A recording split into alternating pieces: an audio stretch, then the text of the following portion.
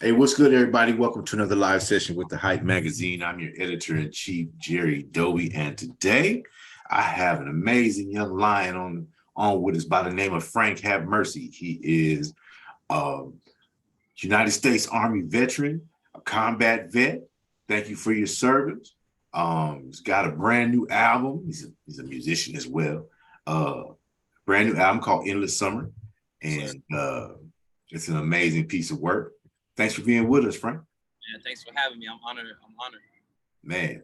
So look, from the inside looking out, talk to us about the artist Frank Have Mercy. Uh, he's a very well. I'm gonna just say I don't even like talking in second person and stuff, but I'm a very vulnerable guy. I wear my heart on my sleeve. Uh, very selfless. Um, I love really hard. I like to have fun, man. I'm always laughing. I like to move around. I got a lot of energy. Uh, yeah, what you see is kind of what you get. But I guess my taste level for art is a little high sometimes. So sometimes that could push people to think I might be a different person than who I really am. But when people meet me, they get the down to earth guy from North Carolina. You know what I'm saying? Okay. So um sorry about that. All What, good. what was the defining moment that brought you to music? It's hard to boil it down to just one moment, right? But um, I guess there were plenty of times in my life where days where I wouldn't feel all the way myself or I didn't feel good. I would always turn on some music, man. My mom played a lot of Sade when I was younger, a lot of Luther Vandross, Nita Baker. I grew up in church, you know what I'm Okay. saying? And the music part of it was always the best part, usually in my life, whether it was getting in the car and riding somewhere with my mom or actually being forced to sing in the choir and then I end up enjoying it, you know what I'm saying? Things like that. So I feel like it was always in me, but it just slowly came into my life, man. Okay. Now you're multifaceted photographer. You picked up a camera in Afghanistan. Talk to me about what Afghanistan is a beautiful country for everybody. It is. Uh, as long as the rockets and IEDs aren't going off, and you can get a chance to look around and enjoy the biblical scenery, Yeah. it's a magnificent place. Great architecture, great natural landscapes, and everything. What made you pick up the camera? That's a great way to explain it. I never heard anybody call it biblical, but that's exactly what it is. Um, so when I was over there, I was just taking pictures on my phone and stuff. Um, and once I got back from Afghanistan, I was kind of, you know how it is when you're getting back acclimated, man. I wasn't watching TV. I wasn't playing video games anymore. Hanging out with like the other normal like 19, 20-year-olds wasn't really the same. So I started going to therapy and stuff, and they told me I should pick up a hobby. So I was like, man, I like taking pictures in Afghanistan. Maybe I'll try to take it a little more serious. And that's when I went in and bought a camera. And from then, man, I just to reach out. I would just reach out to other artists, other photographers that I like their work, and try to link up with them. So I was going to New York and LA and stuff like that, and just linking up with any photographer that I could, and just learn as much as I can. So you found yourself in Paris Fashion Week. Wow, what an experience! That was crazy. I can only imagine. How was the food?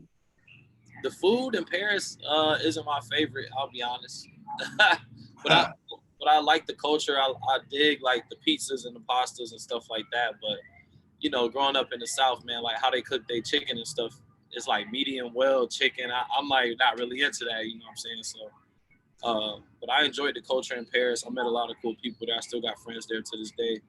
Okay, okay. So also through your photography, you copped a deal with Nipsey Hustle and Kendrick Lamar as their art director. Yeah, Talk to us. How did that come about? And we'll get back to your music, but look, you yeah. got a hell of a story, bro. I appreciate that. So I was working. I give a lot of credit to Mixed by Ali, who's the in-house engineer at TDE, who allowed me to be in those sessions with Nipsey and Kendrick. And I wasn't necessarily their art director, right? I was doing more creative direction for Mixed by Ali Okay. because I was so close to him and because I did so many things for him. And he was so hands-on with their music. He was mixing their projects from top to bottom.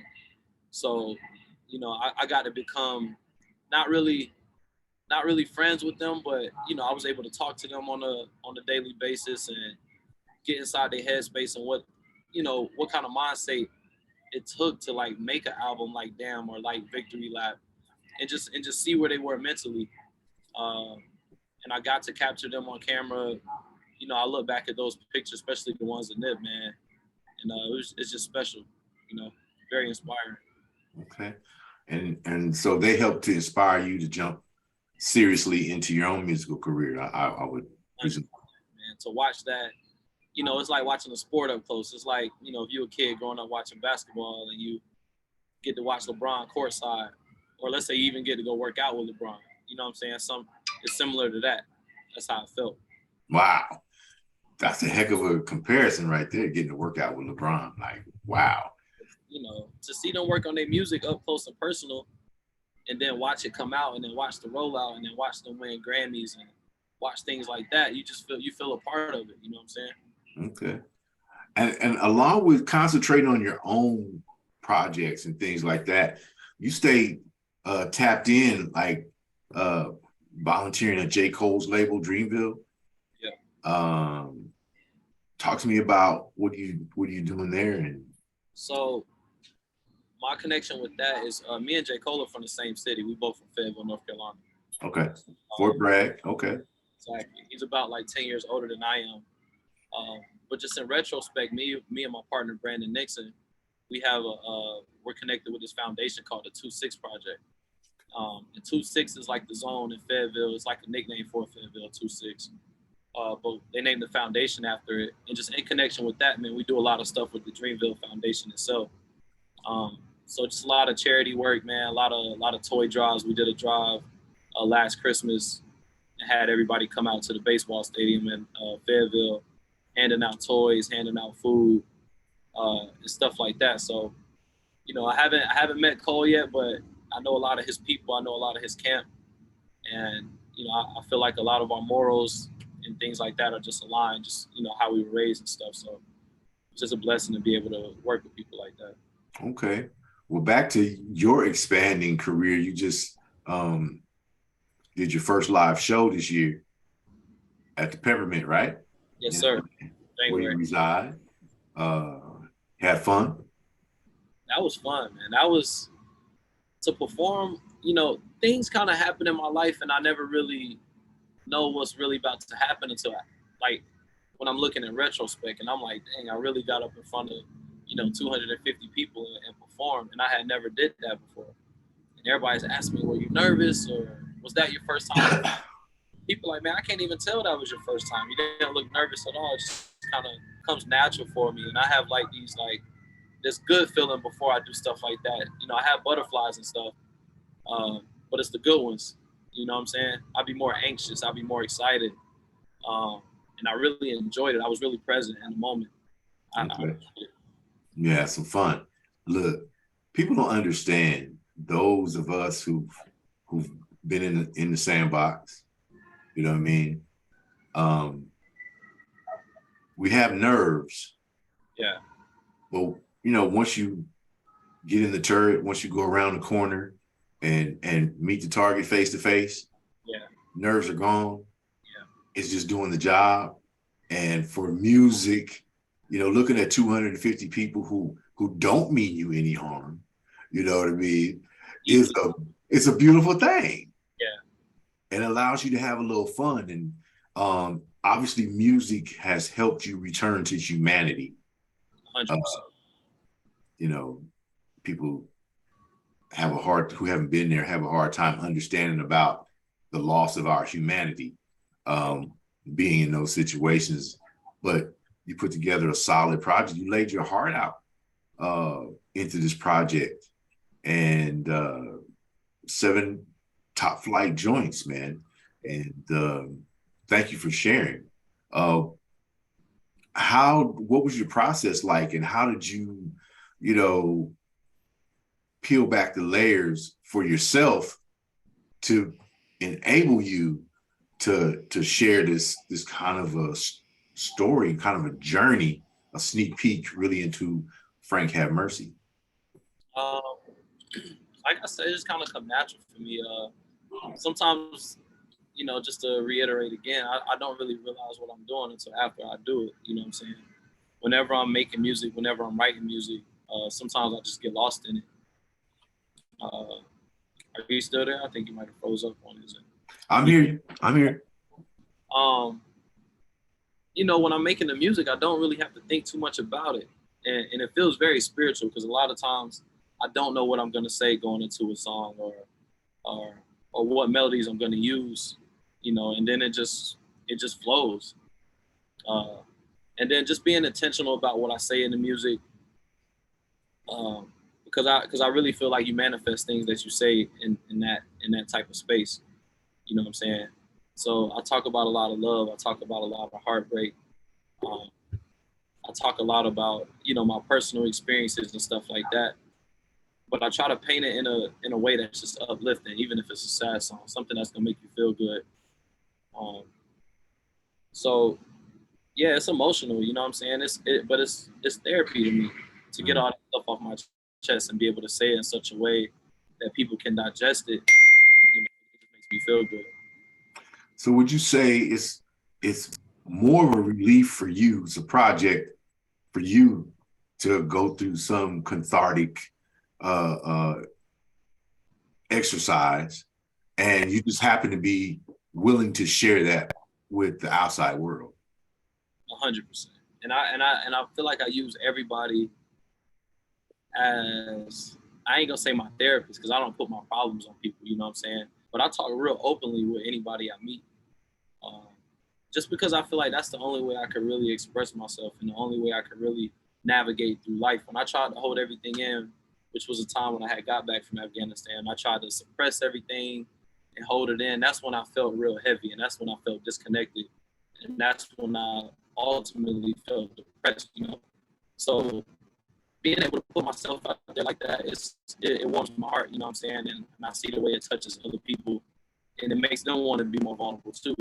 And that's what makes me happy. Yeah. My experience was similar in that, it took me quite a few years. Like I said, I retired. They made me take my ball and go home in 2013.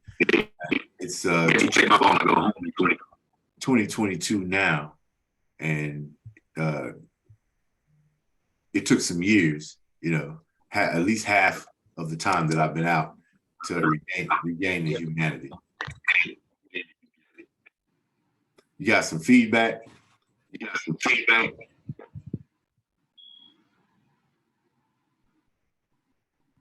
Yeah, sounds like I'm hearing myself. Yeah, can you repeat that again, Jerry? My bad. I can finally come inside. The alarm is off. It's all good. No, I was saying that it took me half the time that I've been out to recover the humanity. I spent my time in the turret behind the 50 in my deuce, and that was a different life. And coming back just to having my shorty, who I hadn't seen since she was 3, and come back as she was 5. And just to be human and to not look at, and it's crazy to say it, but not to look at your child as a threat. You know what I mean? Yeah. I know you've been through that. But so writing for me was my cathartic thing. This is the thing that I dumped myself into, and being able to converse with people and talk to brothers like yourself who've been there, done that. And I don't really have to have a full conversation because we've experienced exactly pretty much the same thing. So to trust an audience with your story, to, like I said, peel away the layers for them, even though you're doing it for yourself, now you've got to have the intestinal fortitude to push it out there to an audience and see how they receive it. Right. And it takes a lot. So, congratulations on having that strength, you know what I mean, to do it. And I'm proud for you for making the transition. And it's a great intro to FrankHaveMercy. In the Summer is an amazing intro. If you had to pick one joint from the project that you feel best introduces you as an artist, Which joint would that be? Best introduces me as an artist. Such a tough question, but I like it. I would probably say either between In My Head or Melancholy. Okay. Melancholy's more heavy, talks about, world issues, and you can hear a lot of pain in there. I talk about losing people. And then In My Head is more just the vulnerable side of me that falls in love, you know what I'm saying? The lover boy side of me. So I would probably say one of those two. Okay. Yeah. I don't have an editor's pick. I think that all 7 joints are a cohesive unit. Yeah. We got the update. I actually put 10 on there. 10. So that's what's on the DSPs. But I think what we initially sent out was the 7. Yeah, the early listen was the 7. Okay. Yeah, I'll make sure you get the full one because I added 3 more. Okay. What do you feel is the most important thing we should know about the artist FrankHaveMercy? The most important thing I feel like people should know about FrankHaveMercy is that I'm really passionate about everything I touch. How I do one thing is how I do everything. So the intent you see me put in the music is the same intent that I did photography with, was the same intent that I was a soldier with, was the same intent that I approached basketball with growing up. It's the same intent I am when I'm just having a conversation like this, what I'm saying, prepping for an interview or something like that. I'm leading with all passion. I'm leading with my heart, you know what I'm saying? And there's no fluff with me. That we don't have to create a story here. This is all real stuff that I've been through. Right. All my songs are real feelings. I write majority of my 99.9% of my songs I write. So, this is the real me. That's why I would like people to know it's real passion, it's raw. Was it your eye that set up the cover art and the promo graphics? Yeah, so it started with me. I won't take all the credit because that would discredit the creatives that helped me. So a photographer named Matt Doheny was the one that was able to create that lighting effect. It was my idea to do that, like the cross lighting. We did that back in 2020. I just kind of sat on that image. And then I got a homeboy named Jacob Rochester who does a lot of graphic design work, does a lot of typefaces and stuff like that. He has a real nostalgic type of art. He draws a lot of like old baseball cards and stuff like that. He's really into that. Okay. Connecticut. And, he came up with just the graphic placements, the typeface that's on there. So it was a collective, cohesive project. But it definitely took me to like spearhead that because those two people would never even work together ever. And I feel like that's a talent I possess is grabbing a creator from this walk of life, one from this walk of life and bringing them right here and making them do something special together. Okay. So I like it. I was like, wow. It actually physically touched me. I'm like, damn, okay, I feel this in the summer. So you're going to be out. You just did another show, West Hollywood on the 22nd, right? I did Full House, actually, Warehouse, downtown LA. Okay. And do you have more? Yeah, I just did one in Chicago. I performed at a Puma event for Lollapalooza that I did. What day was that? Last Saturday. Okay. So I did that, and then we're looking at doing Miami soon. That's not all the way confirmed yet, but Miami will be next for sure. Man, hey, what's coming up? What's the next big festival coming up? Rolling Out New York. Yeah. Have you reached out to them? Have they reached out to you? They haven't reached out to me, but maybe I should be the one to reach out because I'm trying to get on the circuit with festivals and stuff. I know once they keep you in rotation. So I'm trying my best to crack that code. DJ 5 Venoms. Follow DJ 5 Venoms. He is the official Rolling Loud festival DJ. DJ 5 Venoms. I'm gonna follow him right now.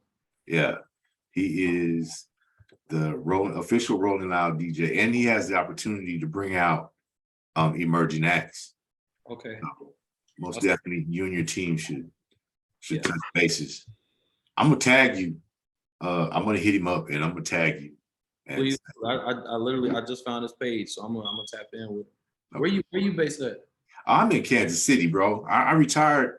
I came back and they had me at Fort Riley at the Warrior Transition Battalion for a couple of years, and cut on me like I was a Christmas turkey for a while.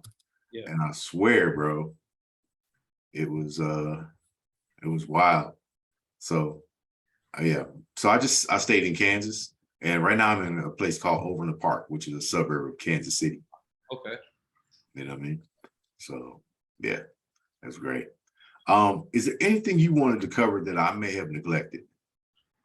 Trying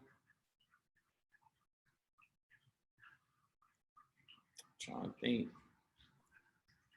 Well, what are your thoughts on the music? What you did here, what you can remember? I'm really interested. I think what I liked was your storytelling was great. Your use of timbre and intonation was great. The fact that you weren't monotone, definitely clear voiced, and I see a future. I see a future. Different sound. You speak the King's English, which I appreciated fully. You know what I mean? Yeah. So most certainly, I think you're somebody we'll be talking about for years. Man, that means a lot to me. I appreciate that for real. I enjoyed it. I appreciate you coming on and sharing it with us. I appreciate the opportunity to meet you. Once again, brother, thank you for your service. Of course. And, yeah. No thanks needed. I was a young wolf. They made a better wolf, sent me out to be a wolf. Yep. And, here I am. We're here, survivors. It's not the easiest thing. My mom was in for 23 years. She did four of them. So she did Iraq, she did Afghanistan twice, and she did Baghdad as well. I did some of the old school. I've been to Central America, South America, some places like that. Yeah. And, yeah. I've had some fun applying my trade across the globe. So yeah, it's good to still hear the light in your voice, man. And you know what I'm saying?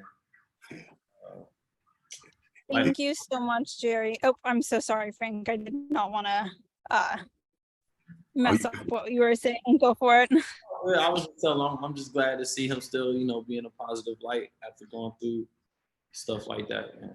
Same with you, bro. You know what I mean? This is a mutual admiration society. Trust me, you got a friend here at the Hype Magazine, brother. Somebody who understands where you've been, what you've experienced. And I'm definitely happy that you're contributing to the fabric of music with your unique brand. And like I said, please stay in touch. I will for sure. I can't wait for this one to come out. Oh yeah, I'm gonna drop it out here pretty soon. Give me a couple of days. Yeah, all right, everybody. The Hype Magazine live sessions. FrankHaveMercy. The project is called Endless Summer. He is a combat vet who is bringing that passion, the integrity, and heart to some solid music. Go check him out on all DSPs and let's support this young brother. Give him your social media real quick. Appreciate you, Jerry. Shout out Hype Magazine. All my social media is FrankHaveMercy. All one word, FrankHaveMercy. FrankHaveMercy, Hype Magazine. Appreciate you, Jerry. Appreciate you as well. Yes, sir.